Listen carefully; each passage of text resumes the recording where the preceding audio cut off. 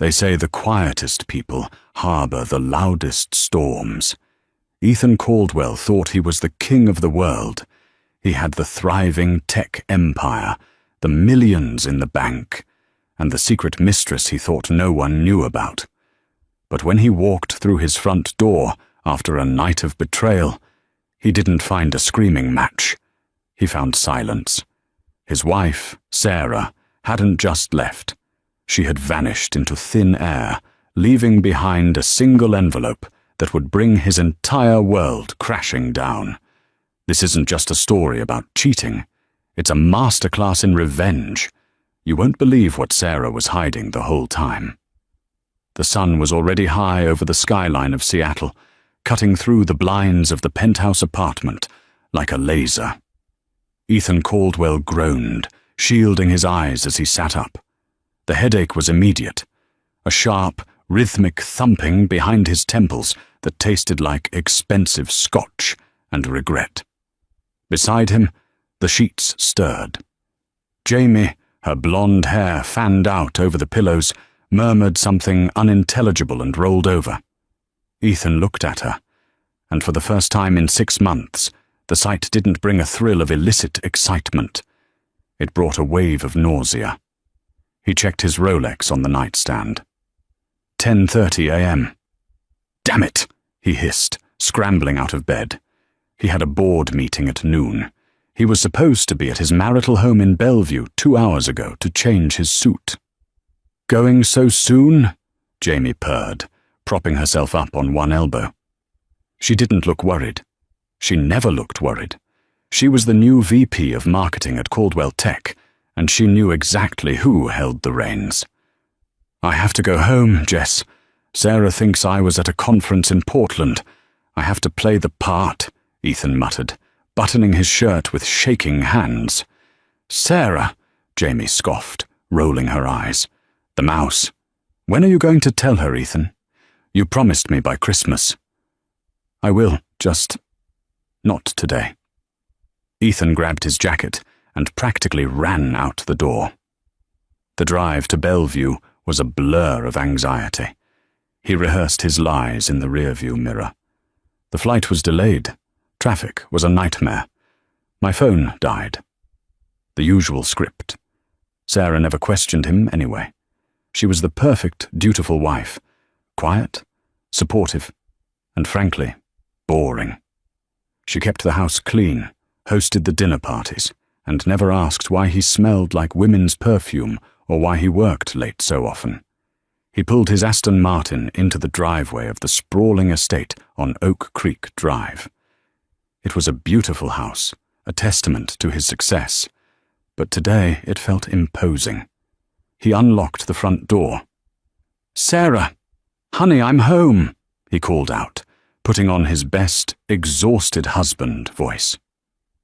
Silence. Usually the smell of brewing coffee or fresh pastries greeted him. Sarah was a stress baker, but the air was stale, cold. "Sarah?" He walked into the kitchen. The counters were gleaming, wiped down to a sterile shine. There were no dishes in the drying rack, no mail on the island. He frowned and walked up the grand staircase to the master bedroom. The door was open. The bed was made with military precision, the decorative pillows arranged perfectly. "Sarah, are you in the bathroom?" He pushed the bathroom door open. Empty. No towels on the floor. No array of skin-care products on the vanity. A cold pit formed in his stomach. He turned to the walk-in closet, the closet he had custom-built for her last year as an anniversary gift to assuage his guilt. He threw the doors open. He gasped. It was empty. Not just messy, empty. The racks where her designer dresses hung were bare wire. The shelves for her shoes were vacant. Even the drawers were pulled out slightly to show nothing remained inside. It was as if she had never existed. He spun around, panic rising in his throat. That's when he saw it. On the dark wood of the dresser, sitting alone in the center of the room, was a large manila envelope. Sitting on top of the envelope was her wedding ring. The diamond caught the sunlight, a 3-carat stone he had bought to shut her up after their first big fight years ago. He walked over, his legs feeling like lead. He picked up the ring. It was cold. He opened the envelope. Inside were 3 distinct stacks of paper. The first was a legal document, petition for dissolution of marriage. The second was a printed screenshot. It was a photo from a restaurant security camera. It showed Ethan and Jamie holding hands across a table at Le Monde, a place he hadn't taken Sarah in years. The date stamp was from 3 days ago. The third was a handwritten note on her personalized stationery. Ethan, I didn't want to believe it. I tried to look away for 2 years. But the bank transfers to her account, the late nights, and finally, seeing you with her. I'm done. I'm not fighting you for the house. I'm not fighting you for the cars. I don't want your money. I just want out. Don't look for me. By the time you read this, I'll be gone. Ethan stared at the paper. His hands were trembling so hard the paper rattled. She knew. She had known for 2 years. And she had said nothing? He grabbed his phone and dialed her number. We're sorry. The number you have dialed has been disconnected. He dialed again.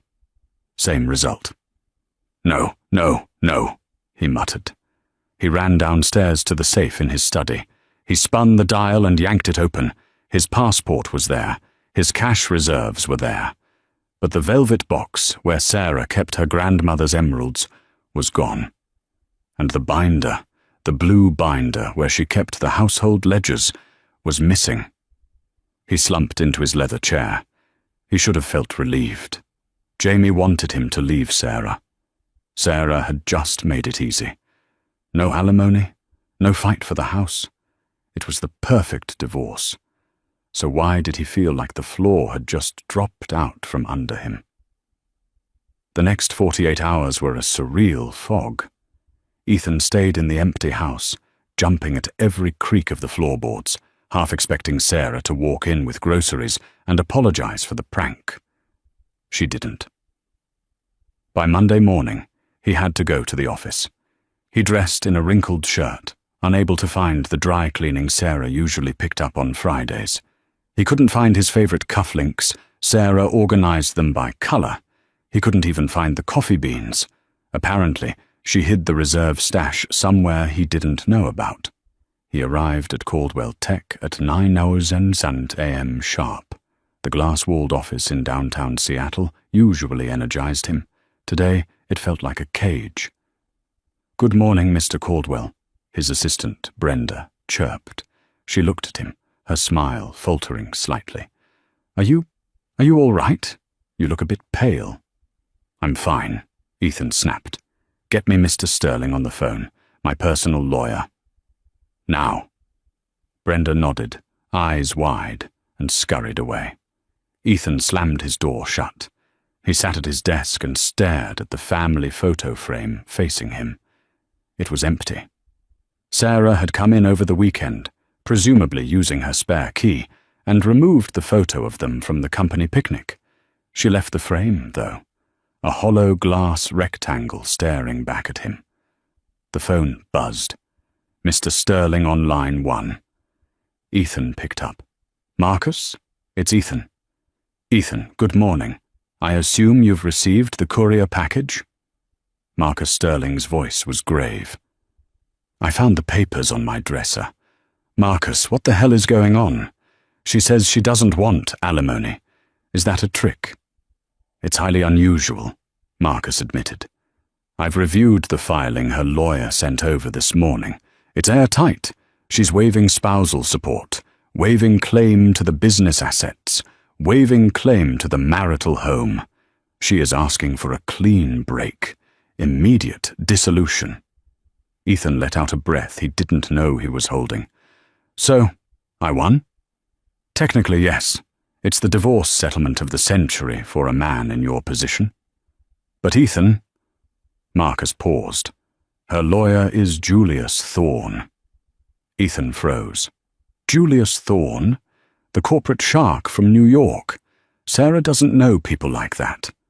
Sarah buys her clothes at outlets and volunteers at the library. Apparently she does know people like that. Thorne doesn't take domestic cases unless there's high stakes. It makes me nervous, Ethan. Why would she hire a corporate killer just to wave a white flag?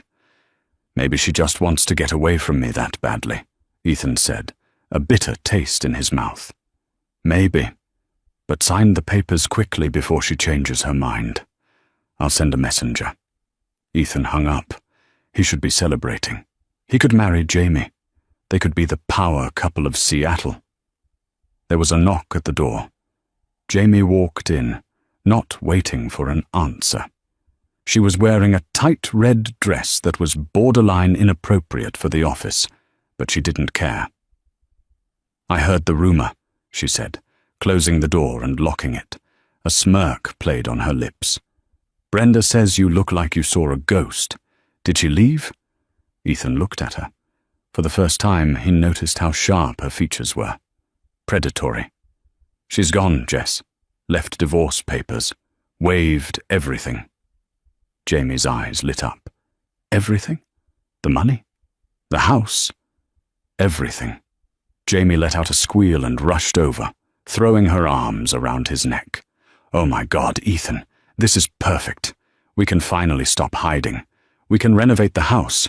I hated those dusty old curtains she had. She's been gone 2 days, Jess, Ethan said, pulling away slightly. Can we maybe wait before we redecorate? Jamie pulled back, offended. Why? You were planning to leave her anyway. This just saves us the legal fees. We should go out tonight. Celebrate. I have to work. We have the quarterly investor meeting on Wednesday. I need to prep. Fine, Jamie pouted. But don't be late. I'm booking Le Monde again. She left, swaying her hips. Ethan rubbed his temples. He turned to his computer to pull up the quarterly reports. He needed the financial projections for the presentation. He navigated to the shared server, the folder labeled Financials, Internal. It was password protected. He frowned. He typed in his usual password. Access denied. He typed in the admin password. Access denied. He picked up the phone. Brenda, get It on the line. I can't get into the financial reports. 2 minutes later, the IT director, a nervous man named Kevin, was on the line. Mr. Caldwell, I'm looking at the logs. The password was changed on Saturday night. Changed by who? By the user, Caldwell, admin. Ethan's blood ran cold. Sarah? Sarah doesn't have admin access. She just helped with some bookkeeping in the early days. Well, sir, according to the system logs, that account has had root administrator privileges for 5 years. She built the file architecture. Ethan dropped the phone. He remembered now. 5 years ago, when the company was just starting to scale, they couldn't afford a CFO. Sarah, who had a degree in mathematics he often forgot about, had offered to set up the database. He had let her, then patted her on the head and hired a real team once the money rolled in. He had forgotten she held the keys. He tried another folder. Client contacts. Access denied. Pending patents. Access denied. Panic, real and visceral, set in. He wasn't just locked out of his house's comfort, he was being locked out of his own company's brain. His cell phone pinged. A text message from an unknown number. He opened it. It was a PDF file. He clicked it open. It was an invoice, a consulting invoice from a company called Nemesis Solutions. To Caldwell Tech. From Nemesis Solutions Service. Decryption key for root access. Cost $5,000. Beneath the price was a simple line of text. Did you really think I just arranged the flowers? S. Ethan stared at the screen. $5 million. She didn't want alimony. She was ransoming his own company back to him. And the investor meeting was in 48 hours. If he couldn't access those files, the stock would tank, and the board would have his head on a platter. Sarah wasn't just a scorned wife. She was a sleeper agent in his own life, and she had just detonated the bomb. Ethan sat in his leather executive chair, staring at the blinking cursor on his screen. The text from the unknown number burned in his mind. $5,000. "She can't do this," he whispered to the empty room. "It's extortion." He grabbed his phone and dialed Marcus Sterling again. "Marcus, I need you to file an emergency injunction. She's locked the servers. She's demanding $5 million to release the encryption keys." There was a long silence on the other end of the line. "Ethan, listen to me very carefully. Did Sarah have authorized access to those systems?" "Yes, I told you. She built the damn architecture years ago. But she's holding the company hostage. If she has admin privileges that were never revoked, legally, she hasn't hacked anything. She's just changed the password on a system she owns permissions for. We can take her to court, sure. We can file a motion to compel discovery." "Great, do that," Ethan snapped. "That will take at least 6 weeks to get a hearing, Ethan. Maybe 3 months. Ethan felt the blood drain from his face. "I have the investor meeting in 48 hours. If I can't show the projections, the stock drops. If the stock drops below a certain threshold, the bank calls in my leverage loans. I lose the company, Marcus." "Then I suggest you pay her," Marcus said, his voice devoid of sympathy. "And Ethan? If she's asking for $5 million, it's because she knows you have it, or she knows where you're hiding it." Ethan hung up. He swore loudly and swept a stack of papers off his desk. They fluttered to the floor like dead leaves. He did have the money. Or he was supposed to. Ethan had a rainy day fund. It wasn't in the joint accounts. It was a shell company account in the Cayman Islands, registered under the name Orion Holdings. He used it to funnel bonuses and skimmed profits off the top before they hit the official books. It was his escape hatch.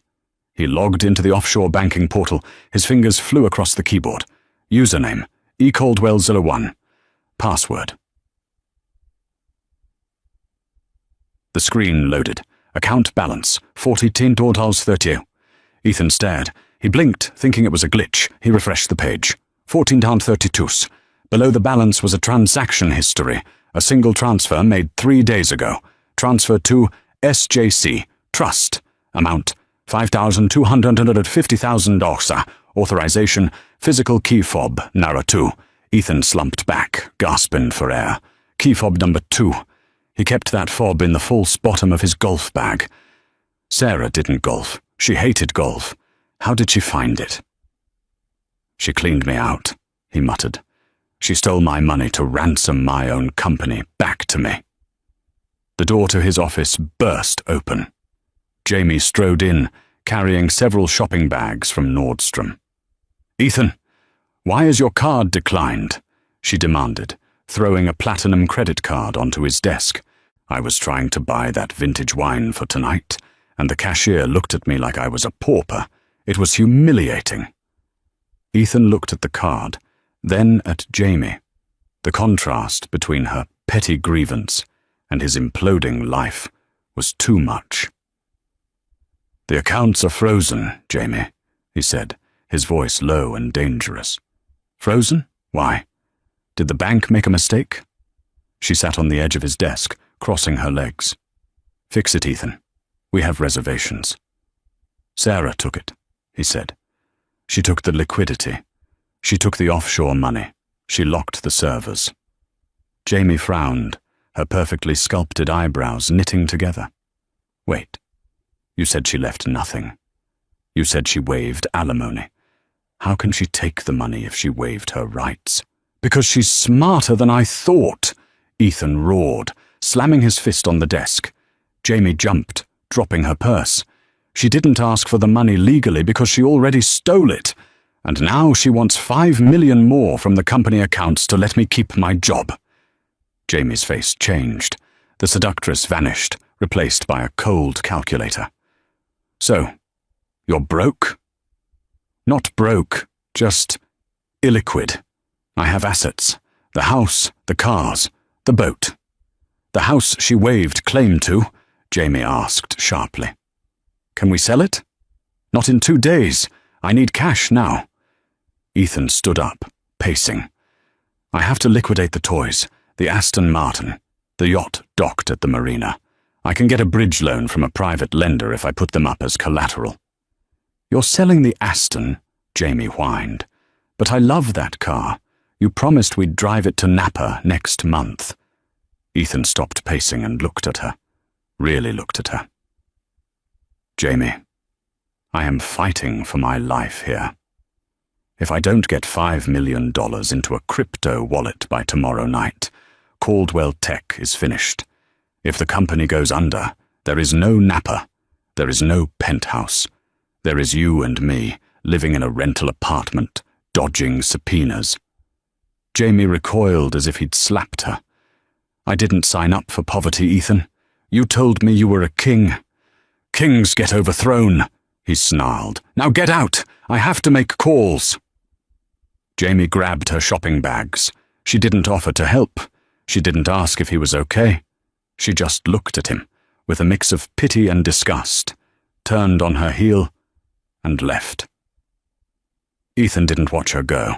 He was already dialing the number of a man named Sal, a hard money lender who didn't ask questions as long as you had the title to a luxury yacht. By the following afternoon, Ethan looked 10 years older.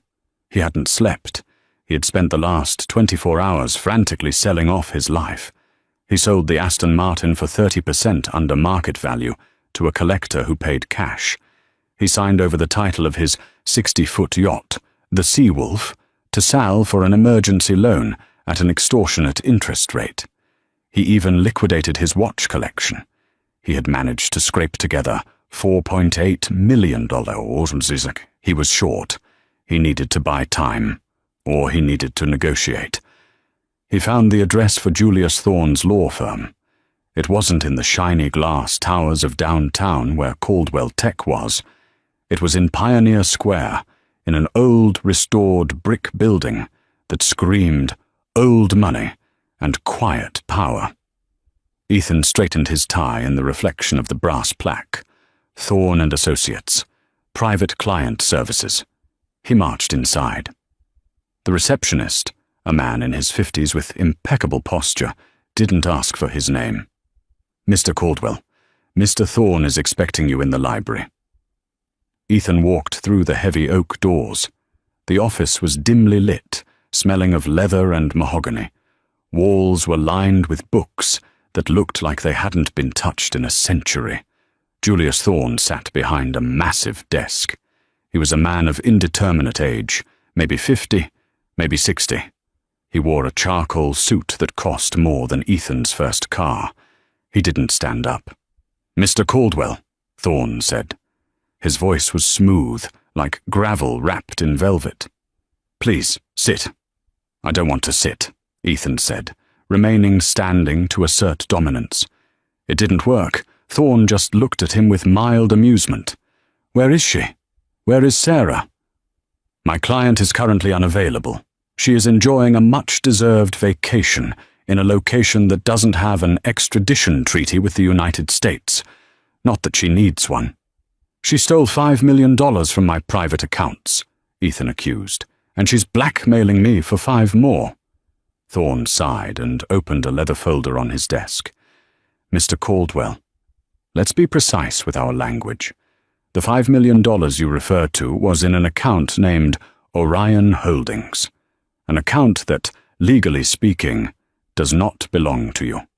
It belongs to a shell corporation, a corporation that failed to file tax returns for the last 4 years. Ethan froze. Thorne continued, adjusting his glasses. My client, Sarah, has been the acting CFO of your household and, unofficially, the fixer for your company's accounting irregularities. She noticed the Orion account years ago. Instead of reporting you to the IRS then, She simply ensured she was a signatory on the account just in case. She considers that money back pay for her silence.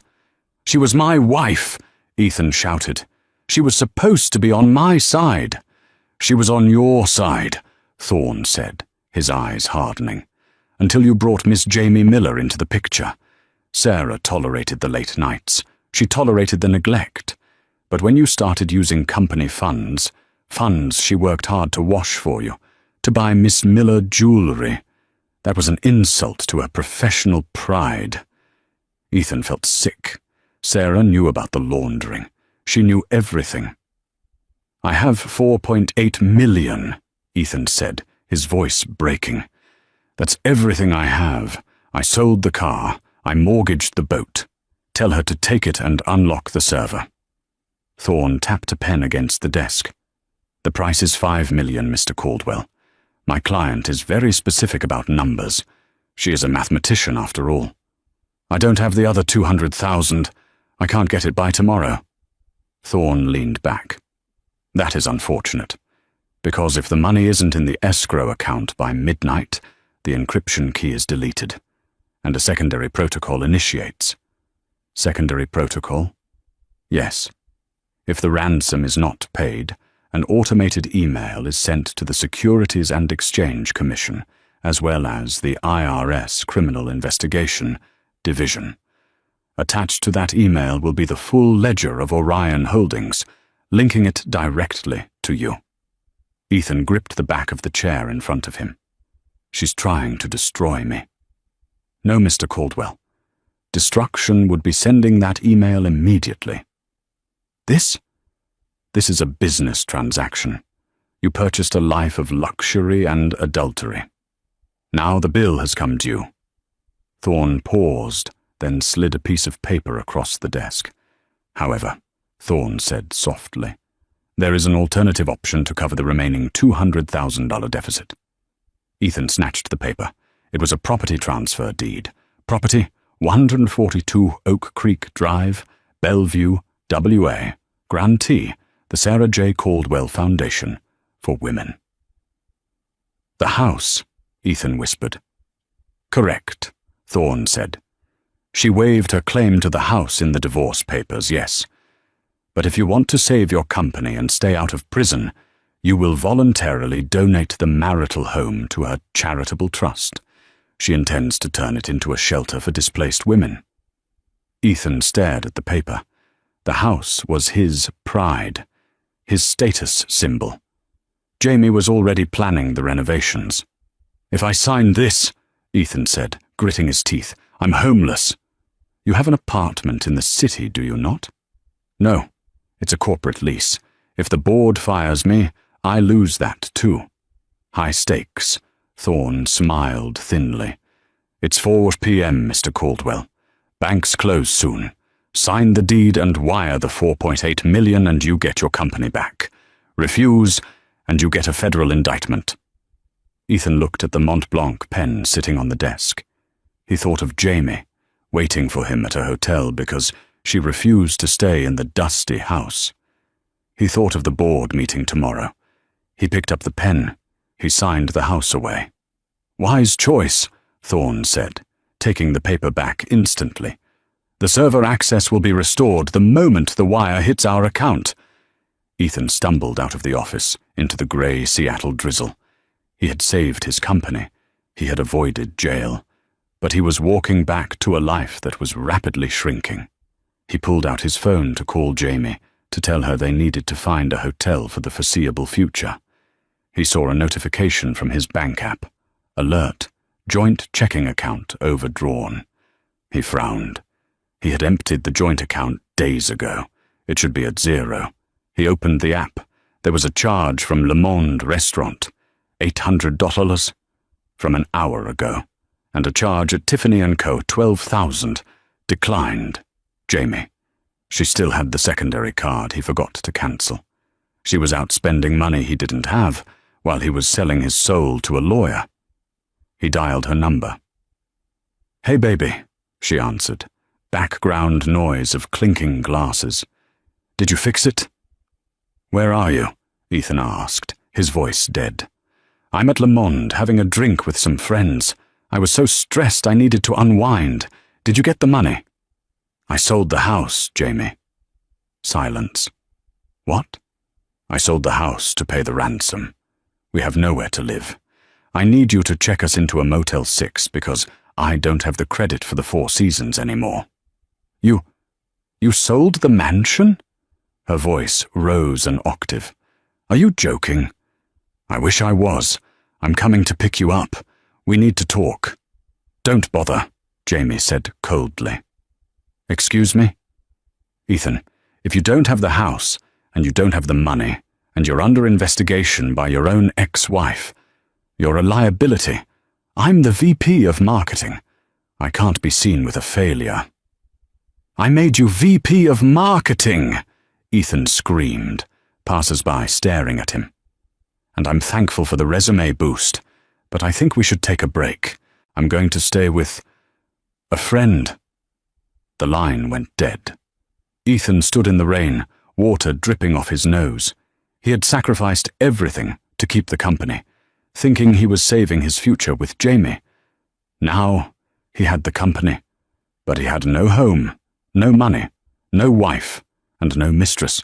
But at least the nightmare was over. Right? His phone pinged. An email from admin@coldwelltech.com. Subject: access restored. Ethan, payment received. Servers are unlocked. Good luck with the board meeting. Check the sent folder in your email before you present. Ethan's stomach dropped. Check the sent folder? He opened the Outlook app on his phone. He navigated to his sent items. There was one email sent 5 minutes ago. To the entire board of directors. Subject: my resignation. Ethan fell to his knees on the wet pavement. Ethan didn't run. He sprinted. He ignored the speed limits, his rented sedan fishtailing on the wet asphalt as he tore toward the Caldwell Tech headquarters. His phone was buzzing incessantly, calls from Brenda, calls from board members, calls from reporters. But he threw it onto the passenger seat. He had to stop the bleeding. He had to tell them the email was a hack. He could blame it on a cyber-terrorist group. He could blame it on corporate espionage. He was the founder. They needed him. He screeched into the parking garage, bypassing his reserved spot, which, he noted with a pang of dread, already had the nameplate removed. He sprinted to the elevator, jamming the button for the 40th floor. When the doors slid open, the silence was deafening. Usually, the floor was buzzing with analysts and sales reps. Today, people were huddled in whispers, eyes darting toward him before quickly looking away. It was the look people gave a man walking to the gallows. Ethan marched to the conference room. He didn't knock. He threw the double-glass doors open. The entire board of directors was there, 12 men and women sitting around the oval table. At the head sat Arthur Vance, the chairman of the board, and the man who had been Ethan's mentor 15 years ago. "Arthur," Ethan gasped, chest heaving. "The email. It wasn't me. My account was compromised. I didn't resign." Arthur Vance didn't smile. He slowly removed his reading glasses and placed them on the mahogany table. "Sit down, Ethan." "I don't need to sit. I need to call IT security. We've been hacked." "We haven't been hacked, Ethan," Arthur said, his voice terrifyingly calm. "We received your email, and we received the attachment. The Caldwell Ledger Art Final XLSX. Ethan felt the blood leave his legs. That's a fabrication." "Is it?" Arthur signaled to the screen at the front of the room. Projected on the wall was the spreadsheet, the Orion Holdings ledger. But it wasn't just numbers, it was annotated. Every transaction where Ethan had siphoned company profits to pay for Jamie's condo, her car, their vacations. It was all highlighted in red. And next to each transaction was a corresponding timestamp of where Ethan claimed to be at the time. Business trip, Tokyo, conference, Austin. The email came from your secure terminal, Arthur said. The text of the resignation was quite specific. It said, I, Ethan Caldwell, hereby resign as CEO effective immediately, due to my gross misappropriation of funds and breach of fiduciary duty. Attached is my confession. She wrote that, Ethan screamed. My ex-wife. She's framing me. It doesn't matter who wrote it, Ethan. A board member named Linda cut in sharply. The bank records are real. We verified the transaction IDs with the Cayman branch this morning. You stole $4 million from this company over 2 years. I can pay it back, Ethan stammered. I just wired $4.8 million to the company. Check the accounts. I paid it back, plus interest. Arthur shook his head, a look of profound disappointment on his face. We saw the wire, Ethan. It came from a personal account. But paying back the money after you've been caught doesn't undo the crime. It's an admission of guilt. And, Linda added, you didn't wire it to the company general fund. You wired it to the Nemesis Solutions escrow account, a shell company. We don't know where that money is. Ethan realized the trap. Sarah hadn't unlocked the server to help him. She had unlocked it to frame him. She made him pay the ransom, but she timed it, so it looked like he was trying to hide the evidence.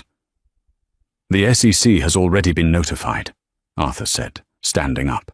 As has the district attorney. Security is waiting outside. You can't do this, Ethan whispered. I built this company. And you looted it, Arthur said coldly. You're fired, Ethan. For cause. Your stock options are voided. Your severance is 0. And you are banned from the premises. 2 large security guards in dark suits stepped into the room. One was Jerry, a man Ethan had given a Christmas bonus to for 5 years running. Jerry didn't make eye contact as he grabbed Ethan's arm. Let's go, Mr. Caldwell, Jerry grunted. Ethan was dragged out of the boardroom. The walk of shame was agonizing. The entire office staff was watching through the glass walls. He saw Brenda, his assistant, crying. And then, near the elevators, he saw Jamie. She was holding a cardboard box filled with her personal items. A security guard was standing next to her, too. Ethan shook off Jerry's grip for a second. Jamie! She looked up. Her mascara was running. She looked furious. You! She shrieked, pointing a manicured finger at him. You dragged me into this. Me? Ethan laughed, a hysterical, broken sound. You're the one who needed the penthouse. You're the one who needed the VP title. They fired me, Ethan. They said I was unqualified and a beneficiary of nepotism. I'm ruined. Who is going to hire a marketing VP who was sleeping with the boss for embezzlement money? We can figure it out, Ethan said, though he knew it was a lie. We can go to your parents' place in Oregon, Jamie sneered. My parents live in a trailer, Ethan. I'm not going to a trailer, and I'm certainly not going anywhere with you. The elevator doors opened. Jamie shoved past him, entering the car alone. Jamie, wait. Go to hell, Ethan, she spat. She hit the closed door button. Ethan watched the doors slide shut, severing the last tie to the life he thought he had. Jerry the guard pushed him toward the freight elevator. This way, sir. 10 minutes later, Ethan stood on the sidewalk in the pouring rain. He had no car. The rental company had just remotely disabled the sedan because his credit card on file had bounced. He had no home. He had no job. He had no wife. He had no mistress. He reached into his pocket and pulled out his phone. One new notification. It was a news alert from the Wall Street Journal. Breaking. Caldwell Tech CEO ousted in scandal. Stock plummets 40%. Short sellers make billions. Short sellers. The realization hit him like a physical blow. Sarah hadn't just wanted the cash. She knew the stock would tank. If she had shorted the stock... He did the math in his head. If she leveraged the 5 million she stole to short the stock before sending that email... She didn't walk away with 10 million. She walked away with hundreds of millions. Ethan fell back against the wet brick of the building and slid down to the ground, laughing. He laughed until he choked. He laughed until he cried. She had played him like a fiddle. The quiet mouse was a lioness, and he had walked right into her den. 3 months later, the air in Lake Como, Italy, was very different from Seattle. It smelled of lemon trees, fresh water, and old money. Sarah sat on the terrace of a private villa, overlooking the shimmering blue water. She was wearing a white linen sundress and oversized sunglasses. A glass of Pinot Grigio sweated softly on the table next to her iPad. She wasn't Sarah Caldwell anymore. She had legally reverted to her maiden name, Sarah Vance. Wait, Vance. Her phone buzzed. It was a video call. She tapped the screen. Julius Thorne's face appeared, crisp and clear. "Good afternoon, Sarah. Or should I say, Signora?" Julius smiled. "Sarah is fine, Julius. How are things in the States?" "Chaotic," Julius said with satisfaction. "The SEC investigation into Ethan is proceeding. He's currently represented by a public defender. Apparently, no private firm will touch him since his assets are frozen." "A public defender," Sarah mused, taking a sip of wine. "That seems fitting." "And Ms. Miller?" Julius asked. "Jamie?" "Working as a hostess at a steakhouse in Portland, last I heard.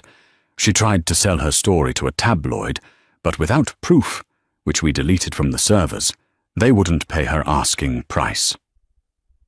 "Excellent." Julius paused. "The final settlement from the short positions has cleared. The funds are in your Swiss account. You are officially one of the wealthiest women in Europe." "Thank you, Julius. Your fee has been wired.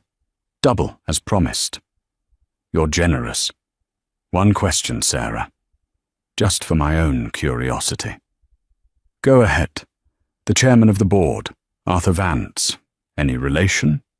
Sarah smiled, a genuine, dazzling smile that Ethan had never seen in their 10 years of marriage.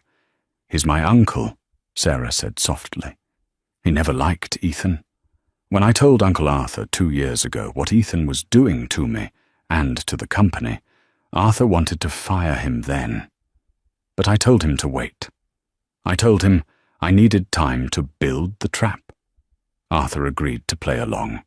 He needed Ethan to implicate himself so fully that he could never start a competitor company."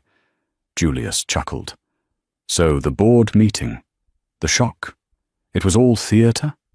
"Partially. Arthur knew the email was coming. He just had to act surprised for the minutes. It was a family operation, Julius. We cleaned house." "Remind me never to cross a Vance," Julius said. "Enjoy Italy, Sarah." The call ended. Sarah set the iPad down. She stood up and walked to the edge of the balcony. Below, a sleek wooden speedboat was cutting through the water, approaching her private dock. The driver waved. It was a man. Tall, dark hair, broad shoulders. It wasn't a new lover. It was someone far more dangerous to Ethan's ego. It was Liam Blackwood, Ethan's college roommate. The one Ethan had mocked for years because Liam dropped out to start a non-profit solar energy company. Liam had stayed friends with Sarah over the years. He had been the one who first spotted Ethan with Jamie at a cafe and called Sarah. He had been her confidant. Liam tied the boat up and jogged up the stone steps. He joined her on the terrace, breathless and grinning. "You look like the cat who ate the canary," Liam said, kissing her cheek. "Better," Sarah said. "I'm the canary who ate the cat." "I brought the papers," Liam said, pulling a folder from his bag. "The acquisition is ready." Sarah opened the folder. "Project Phoenix, acquisition of Caldwell Tech assets. Buyer, Blackwood and Vance Energy. The stock bottomed out at $2 a share, Liam explained. We're buying the controlling interest for pennies on the dollar. We're going to gut the tech division and pivot the entire infrastructure to renewable energy grid management. It's exactly the software architecture you built 5 years ago, Sarah. We're finally using it for something good. Sarah ran her finger over the document. She was buying Ethan's company.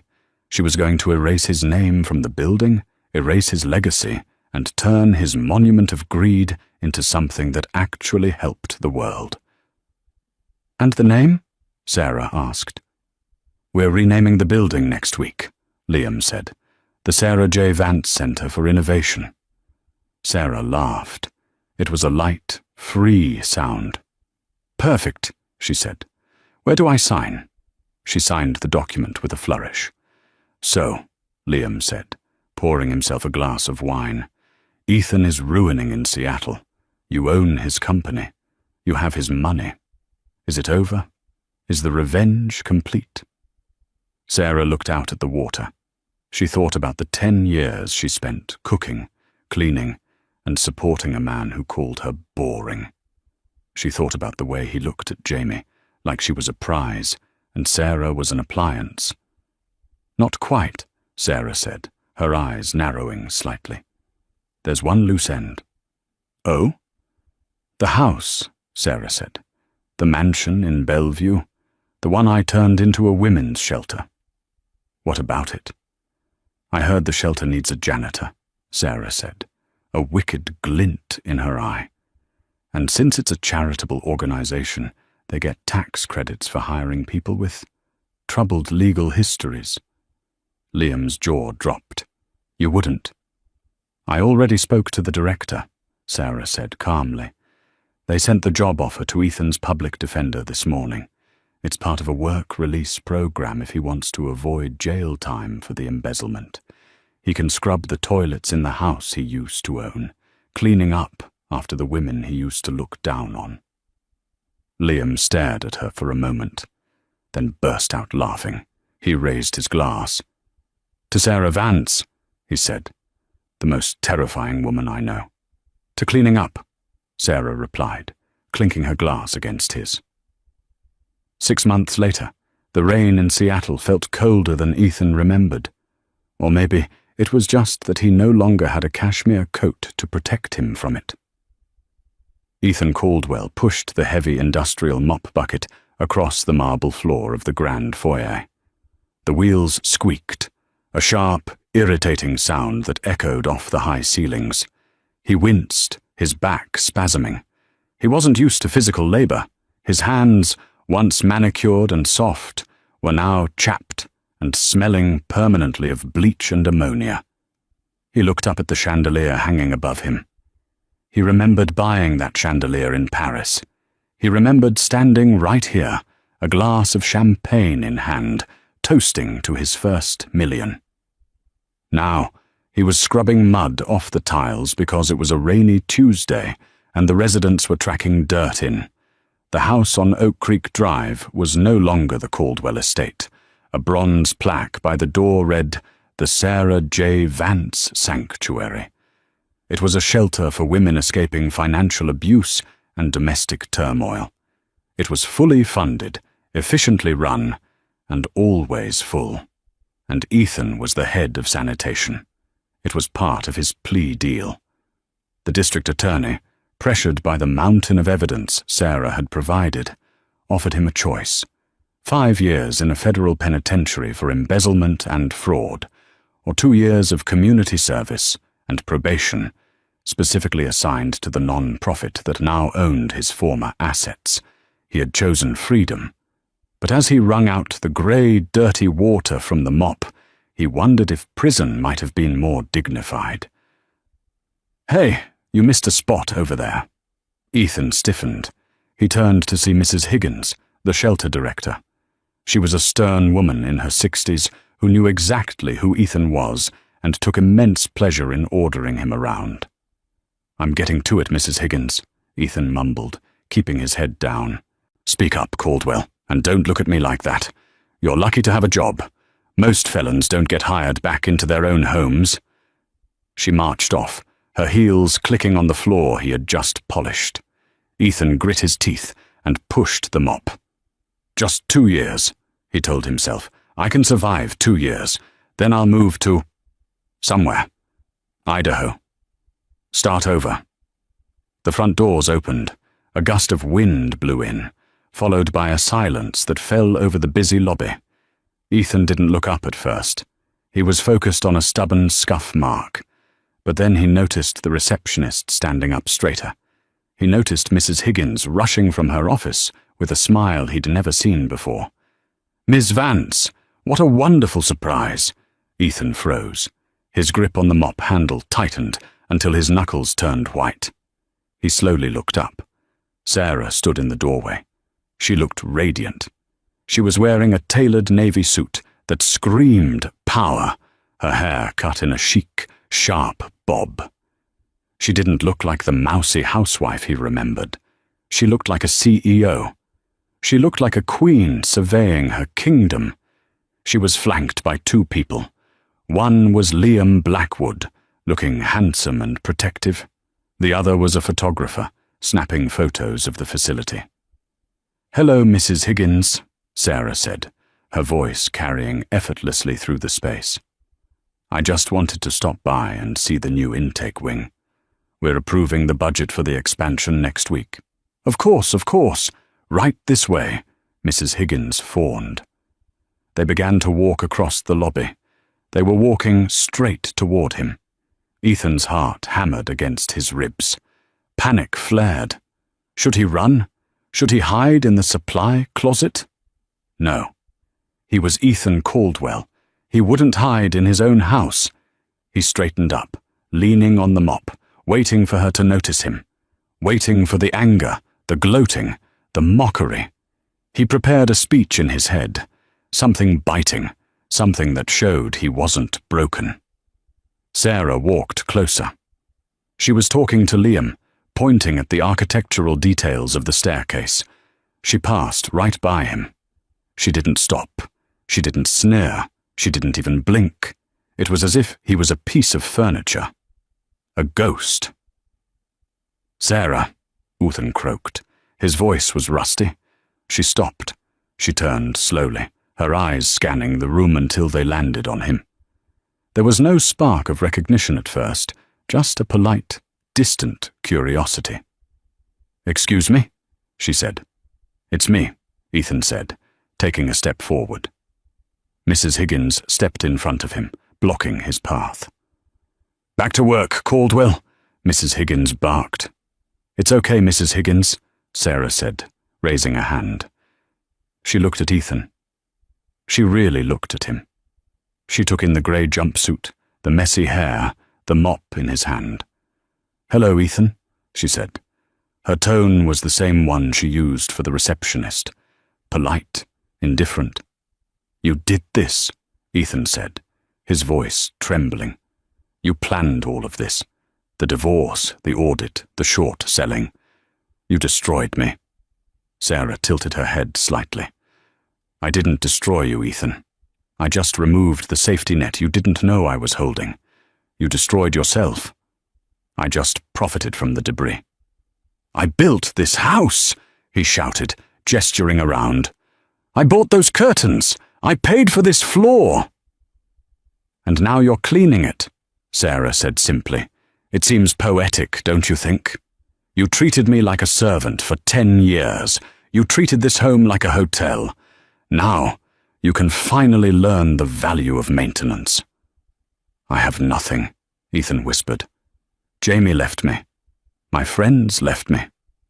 I'm a joke." Sarah stepped closer, lowering her voice so only he could hear. "You have your health, Ethan. You have a job. And you learned a valuable lesson. Never mistake silence for weakness. And never ever underestimate the person who handles your books." She stepped back, her expression cooling instantly. She turned to Liam. "Come on, Liam. We have a meeting at the Vance Center in an hour. We need to discuss the new solar grid patents." "Vance Center?" Ethan asked, confused. Liam smirked. Oh, didn't you hear? We rebranded Caldwell Tech. It's Blackwood and Vance now. We took down the old sign yesterday. Threw it in the dumpster, actually. Maybe you can go fish it out, if you want a souvenir. Ethan felt the air leave his lungs, his legacy, his name on the skyline. It was gone. Sarah didn't look back. She took Liam's arm, and they walked toward the intake wing, discussing the future. A future that had no place for Ethan Caldwell. Ethan watched them go. He stood alone, in the center of the foyer, the grand house bustling with life around him. He looked at the mop in his hand. He looked at the scuff mark on the floor. A tear leaked out of his eye, hot and humiliating. "Caldwell!" Mrs. Higgins shouted from across the room. "I'm not paying you to daydream. The second-floor bathrooms are clogged." Ethan took a deep breath. He wiped his face with his rough, chapped hand. "Yes, Mum," he said softly. He picked up the bucket. The wheels squeaked as he pushed it toward the stairs, the sound echoing like a dying heartbeat in the house he used to own. He started to climb, one step at a time, into the shadows. And that is the tragic, satisfying end of Ethan Caldwell. He went from the penthouse to the janitor's closet because he made one fatal mistake. He thought his wife was just a background character in his life. He didn't realize she was the director, the producer, and the writer of his entire success story. It's a brutal lesson, isn't it? Cheating isn't just about breaking a heart. It's about breaking trust with the one person who knows all your secrets. Sarah didn't just get revenge. She got justice. She took the pain of betrayal and turned it into an empire, leaving Ethan to clean up the mess. Literally. What do you think? Was Sarah's punishment too harsh, or did Ethan get exactly what he deserved? I want to hear your thoughts in the comments below. I read every single one. If you enjoyed this story of ultimate revenge, please smash that like button. It really helps the channel grow. And don't forget to subscribe and hit the notification bell so you never miss a story. We have a crazy tale coming up next week about a lottery winner who hid his ticket from his greedy family. You won't want to miss it. Thanks for watching, and remember, be careful who you betray.